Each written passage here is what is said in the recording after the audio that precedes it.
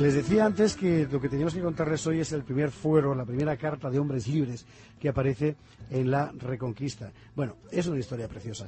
Verán, entre guerras y convulsiones, las que hemos venido contando aquí estos días, la repoblación cristiana del norte iba adelante. Los colonos seguían llegando al sur de la cordillera cantábrica para crear nuevas poblaciones. Y en una de estas nuevas poblaciones aparece un documento de valor incalculable. Es la Carta Puebla de Brañosera de 824, que se considera como el primer fuero municipal de España. La firman el conde Munio Núñez y su esposa Argilo, y gracias a ese documento sabemos muchas cosas sobre quiénes fueron los pioneros. Una auténtica ventana abierta a la España del siglo IX. Vamos a verlo.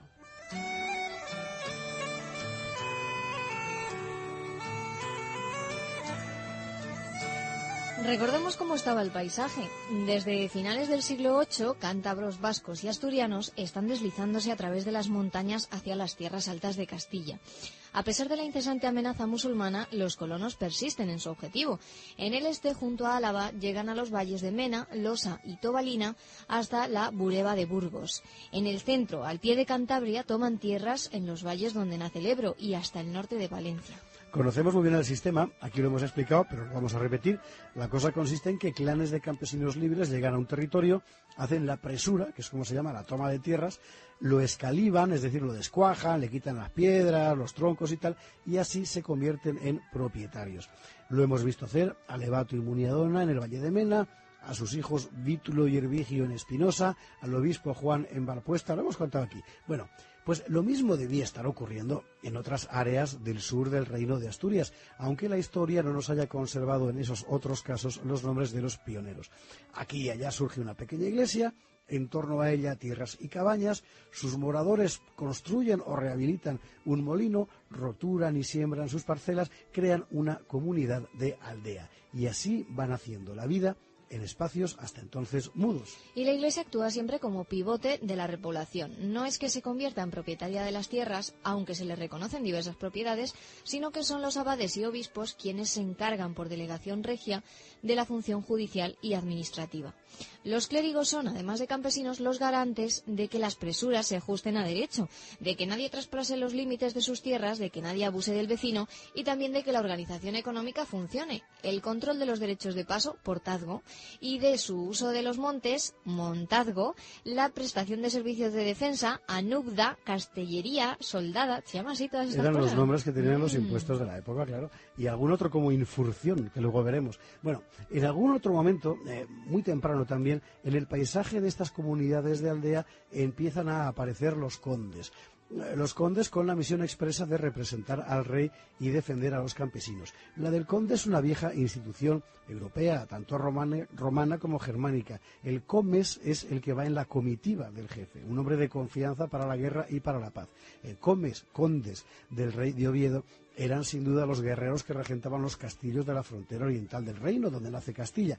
Y uno de esos condes, Munio Núñez, deja inscrito su nombre en la historia por ser el primero que firma una Carta Puebla, es decir, un documento que reconoce las propiedades y los derechos de los campesinos.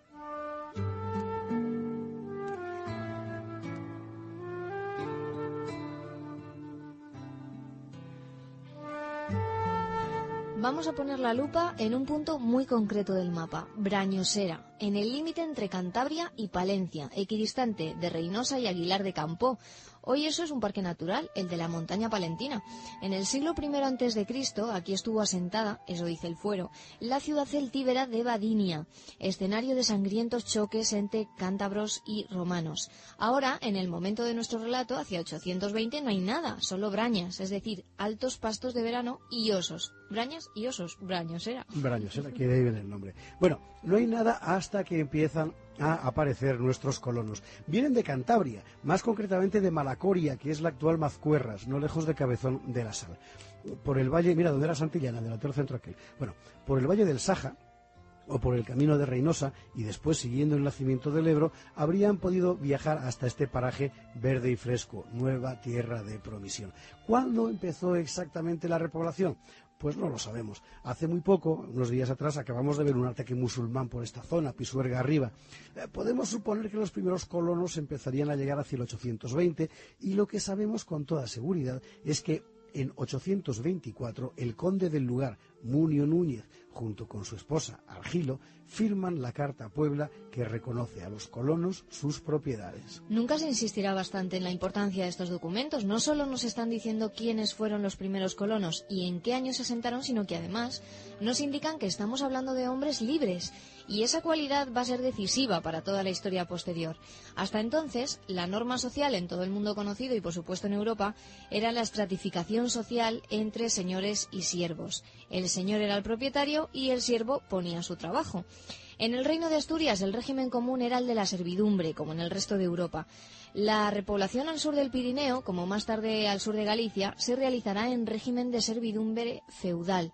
La servidumbre no es la esclavitud, son cosas bien distintas, pero tampoco era la libertad.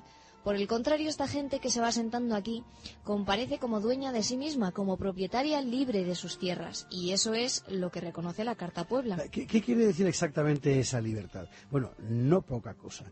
Los pobladores pueden administrar libremente sus tierras, sus propias tierras. Tienen derecho a cobrar impuestos a quienes quieran pasar por ellas o utilizar sus pastos. Tienen derecho a tomar como propiedad cualquier tierra del término en ganancias compartidas con el conde. Quedan exonerados de pagar otros impuestos o prestar otros servicios que los privativos del conde. En fin, y además todo eso se reconoce a cualquier persona que acuda a este territorio con carácter general.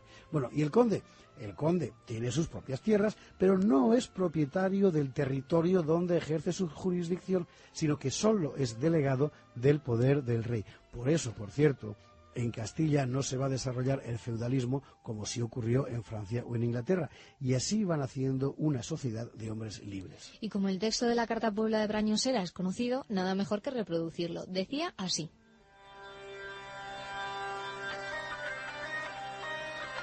En el nombre de Dios, yo, Munio Núñez y mi mujer Argilo, buscando el paraíso y hacer merced, hacemos una Puebla en el lugar de osos y caza y traemos para poblar a Valerio y Félix, a Zonio, Cristuévalo y Cervello con toda su parentela, y os damos para población el lugar que se llama Brañosera, con sus montes y sus cauces de agua, Fuentes, con los huertos de los valles y todos sus frutos.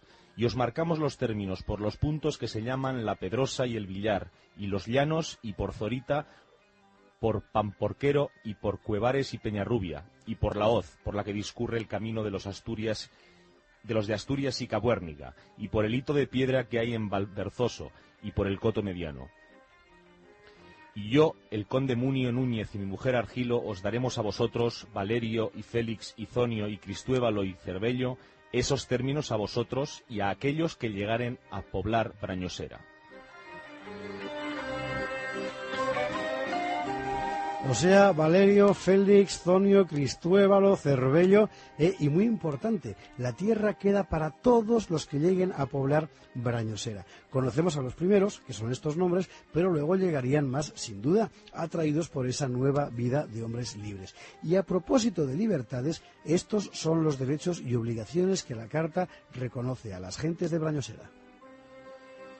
Y a todos los que de otras villas vinieren con sus ganados o por interés de pastar los prados de los pagos que se mencionan en los términos de esta escritura, los hombres de Brañosera les cobren montazgo y tengan derecho sobre aquellas cosas que se encuentren dentro de esos términos, la mitad para el conde y la otra mitad para el concejo de Brañosera. Y todos los que vinieren a poblar la villa de Brañosera no paguen anubda ni castellería, sino que tributen en cuanto pudieren por infurción del conde de esta parte del reino. Infurción, anubda, castellería, lo que antes veíamos eran los impuestos de la época. La infurción era un tributo personal que el campesino pagaba al conde. Entre otras cosas le pagabas la garantía de tu defensa, es decir, él tenía a los hombres con espadas para defenderte, ¿no? Es muy interesante eso que dice el fuero, que tributen en cuanto pudieren, que dice Munio. Es decir que no era como Hacienda ahora, que puedas o no te cascan. Bueno, por lo demás, Munio y su esposa Argilo, que por cierto, qué interesante es que en todos estos documentos siempre firma también la mujer. ¿Qué cosas? Bueno, digo que además Munio y su esposa se ocupan igualmente de su vida ultraterrena en el fuero, y así es como concluye la carta Puebla de Brañosera. Y levantamos dentro del espeso bosque de Brañosera la iglesia de San Miguel Arcángel, y yo, Munio Núñez, y mi mujer Argilo, para remedio de nuestras almas, donamos tierras de labor a los lados de dicha iglesia y para la misma. Y si algún hombre después de mi muerte o la de mi mujer Argilo contradijere al concejo de la villa de Brañosera por los montes o límites o contenido que en esta escritura se señalan, pagara antes de litigar 3 libras de oro al fisco del conde, y que esta escritura permanezca firme. Mira qué dato más interesante este otro, porque el conde habla del concejo de la villa de Brañosera. O sea, son 4 casas y 6 familias, ¿verdad? Pero ya hay un concejo de la villa. Y esto nos está diciendo que además del poder del propio conde, en ese pueblo hay un consejo de vecinos con autonomía suficiente para reconocer derechos de propiedad. Bueno, estamos a principios del siglo IX. En ningún otro lugar de Europa había nada igual.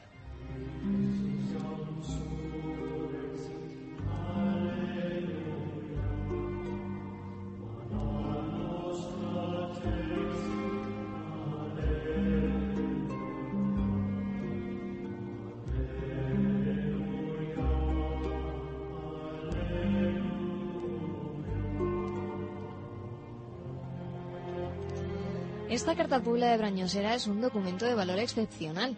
Nos informa sobre los principios de la Reconquista, nos describe la vida de aquellas gentes, nos explica el origen de la organización municipal española. Es el primer fuero conocido en España, junto con el que Carlomagno otorgó a los godos e hispanos de Barcelona. Probablemente hubo otros, pero no han llegado a nuestros días. En todo caso, es literalmente una ventana abierta a nuestro pasado común.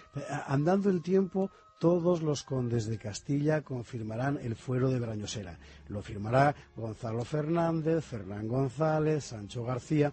En cuanto a nuestro conde Munio, un descendiente suyo de igual nombre, Munio Núñez, liderará como conde de Castilla casi un siglo después la expansión hacia el Duero.